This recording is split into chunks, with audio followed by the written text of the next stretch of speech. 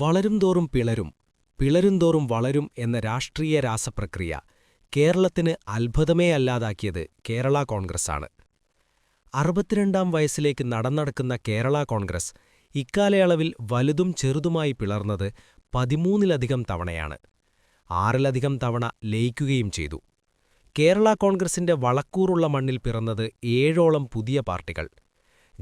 സാമുദായിക പിന്തുണ കൊണ്ട് വളർന്നും തളർന്നും മുന്നേറുന്ന കേരള കോൺഗ്രസുകളുടെ നീക്കങ്ങൾ പ്രാധാന്യത്തോടെ നിരീക്ഷിക്കപ്പെടുന്ന ഒരു തെരഞ്ഞെടുപ്പ് കാലം കൂടി വരുമ്പോൾ 6 പതിറ്റാണ്ടു പിന്നിടുന്ന അവയുടെ ചരിത്രവും ചർച്ചയാകുകയാണ്.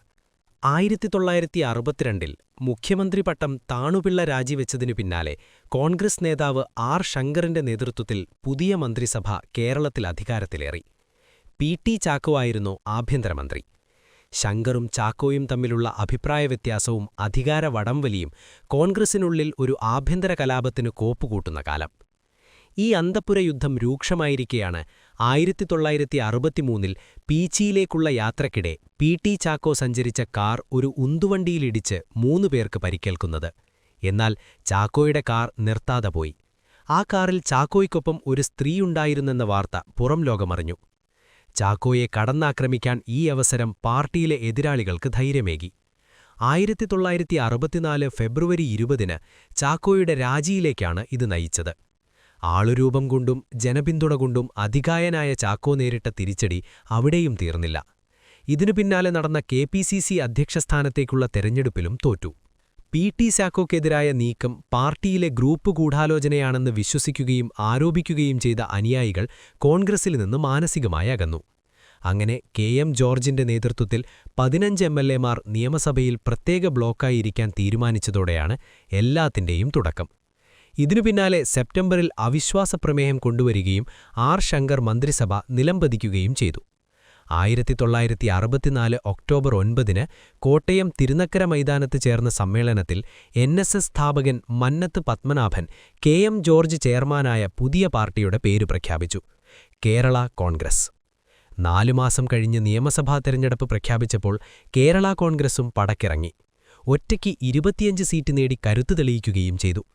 കോട്ടയം DCC സെക്രട്ടറി സ്ഥാനം രാജിവെച്ച KM മാണിയും കേരള കോൺഗ്രസിലെത്തി.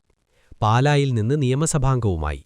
1975-ലെ അച്യുതമേനോൻ മന്ത്രിസഭയിൽ പങ്കാളിയാകാൻ കേരള കോൺഗ്രസിന് അവസരം ലഭിച്ചു.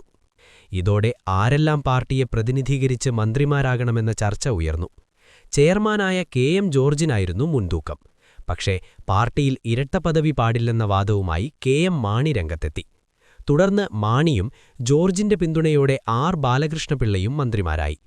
മാണിയുടെ തന്ത്രം മനസ്സിലാക്കിയ KM ജോർജ് ബാലകൃഷ്ണപിള്ളയെ പാർട്ടി ചെയർമാനാക്കുകയും തുടർന്ന് മന്ത്രിയാക്കുകയും ചെയ്തു. KM ജോർജിന്റെ മരണത്തോടെ ബാലകൃഷ്ണപിള്ളയും മാണിയും തമ്മിലുള്ള അഭിപ്രായ ഭിന്നത രൂക്ഷമായി. 1976-ൽ KM മാണി കേരള കോൺഗ്രസ് പിളർത്തി. കേരള കോൺഗ്രസിനെ നടുവേ മുറിച്ച ആദ്യ പിളർപ്പായിരുന്നു അത്. 1979-ലെ തെരഞ്ഞെടുപ്പിൽ LDFന്റെ ഭാഗമായി മത്സരിച്ച ബാലകൃഷ്ണപിള്ളയ്ക്ക് 2ഉം മാണി വിഭാഗത്തിന് 20ഉം സീറ്റ് ലഭിച്ചു. ഇതിനിടെ പാർട്ടി ചെയർമാനെ തെരഞ്ഞെടുത്തതിൽ മാണി വാക്കുപാലിച്ചില്ലെന്ന ആരോപണവുമായി PJ ജോസഫ് രംഗത്തെത്തി. ഇതോടെ പാർട്ടി പിളർത്തിയ KM മാണി കേരള കോൺഗ്രസ് M എന്ന പുതിയ പാർട്ടിക്ക് രൂപം നൽകി. കേരളം സാക്ഷിയായ കേരള കോൺഗ്രസിലെ രണ്ടാമത്തെ പിളർപ്പ്. 1980-ൽ മാണിയും പിള്ളയും ലയിക്കുകയും 82-ലെ UDF മന്ത്രിസഭയിൽ ഇരുവരെയും കൂടാതെ PJ ജോസഫും TM ജേക്കബും അംഗങ്ങളാവുകയും ചെയ്തു. ഇരുവിഭാഗമായി നിലകൊണ്ട മാണിയും ജോസഫും 1985-ൽ വീണ്ടും ഒന്നിച്ചു. എന്നാൽ ഈ ലയനത്തിന് വലിയ ആയുസ്സുണ്ടായിരുന്നില്ല. 1987-ൽ മാണിയുമായുള്ള ബന്ധം അവസാനിപ്പിച്ച് പുറത്തുവന്ന ജോസഫ് മൂന്നാമത്തെ പിളർപ്പിന് വഴിവെച്ചു.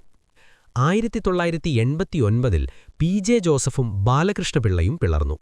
ബാലകൃഷ്ണപിള്ള കേരള കോൺഗ്രസ് B എന്ന പുതിയ പാർട്ടിക്ക് രൂപം നൽകി. 1993-ൽ ഉൾപാർട്ടി ജനാധിപത്യവും ഭരണഘടനയനുസരിച്ച് പ്രവർത്തിക്കണമെന്നും ആവശ്യപ്പെട്ടുള്ള KC ജോസഫിന്റെ പോരാട്ടം പുതിയ പാർട്ടി രൂപവൽക്കരണത്തിൽ കലാപിച്ചു. ജോണി നെല്ലൂർ, മാത്യു സ്റ്റീഫൻ, PM മാത്യു എന്നീ 4 MLAമാരും KC ജോസഫിനൊപ്പം ചേർന്നു. 1995-ൽ കേരള കോൺഗ്രസ് B പിളർത്തി ജോസഫ് പുതുശ്ശേരി OV ലൂക്കോസിനെ ചെയർമാനാക്കി പുതിയ പാർട്ടി രൂപവൽക്കരിച്ചു. ഇതോടെ കേരള കോൺഗ്രസിലെ പിളർപ്പുകൾ 6 അക്കം തികച്ചു. ഇതിനിടെ കേരള കോൺഗ്രസ് എമ്മിൽ മാണിയും പി.ടി. ചാക്കോയുടെ മകൻ പി.സി. തോമസും തമ്മിലുള്ള അകൽച്ച വർദ്ധിച്ചുവന്നു. 2001ഓടെ മാണി പുറത്താക്കിയ പി.സി. തോമസ് ഇന്ത്യൻ ഫെഡറൽ ഡെമോക്രാറ്റിക് പാർട്ടി രൂപവൽക്കരിച്ചു. 2003-ൽ പി.ജെ. ജോസഫ് വിഭാഗത്തെ പിളർത്തി പി.സി. ജോർജ് കേരള കോൺഗ്രസ് സെക്യുലർ എന്ന പുതിയ പാർട്ടി പ്രഖ്യാപിച്ചു. ഉമ്മൻചാണ്ടി മന്ത്രിസഭയിൽ പ്രാതിനിധ്യം ലഭിക്കാത്തതിനെ തുടർന്ന് 2004-ൽ യു.ഡി.എഫ് ബന്ധം അവസാനിപ്പിച്ച ടി.എം. ജേക്കബ് കെ. കരുണാകരന്റെ ഡി.ഐ.സിയിലൂടെ എൽ.ഡി.എഫിൽ ചേരാൻ ശ്രമിച്ചു. ഇത് പരാജയപ്പെട്ടതോടെ കേരള കോൺഗ്രസ് ജേക്കബ് എന്ന പാർട്ടിയുമായി തിരിച്ചെത്തി.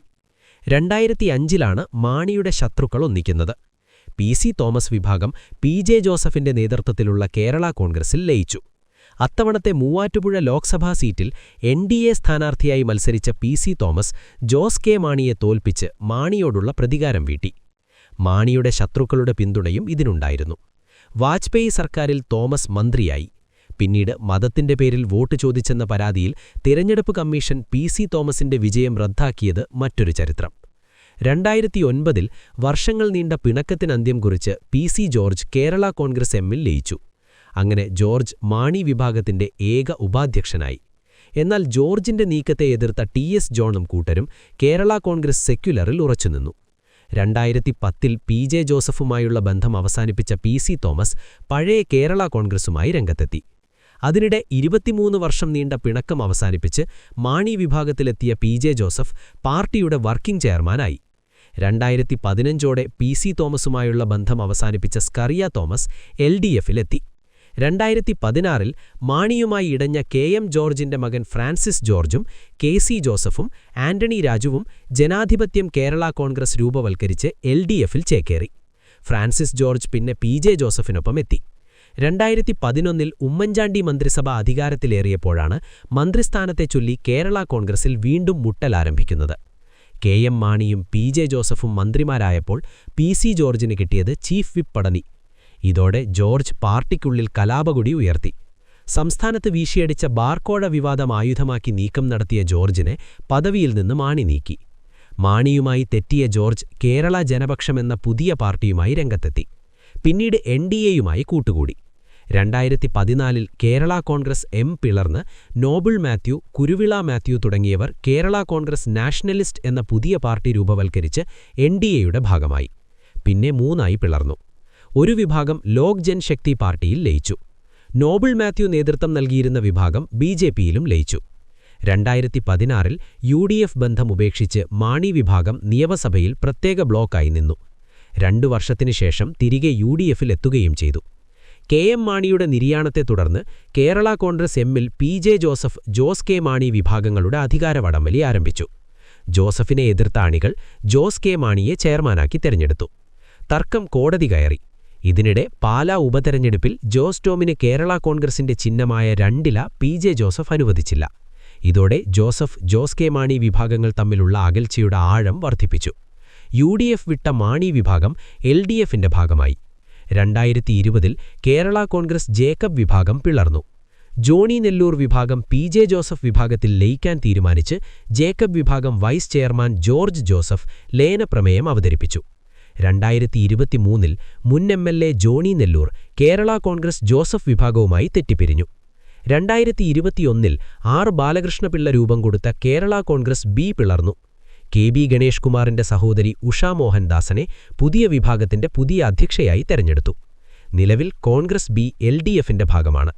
2024 ഏപ്രിൽ 18-ന് ലോക്സഭാ തെരഞ്ഞെടുപ്പിന്റെ പ്രചാരണം അന്തിമഘട്ടത്തിലേക്ക് കടക്കുമ്പോഴാണ് ജോസഫ് വിഭാഗം കോട്ടയം ജില്ലാ അധ്യക്ഷനും യു.ഡി.എഫ് ജില്ലാ ചെയർമാനുമായ സജി മഞ്ഞക്കടമ്പിൽ പാർട്ടി വിട്ടത്.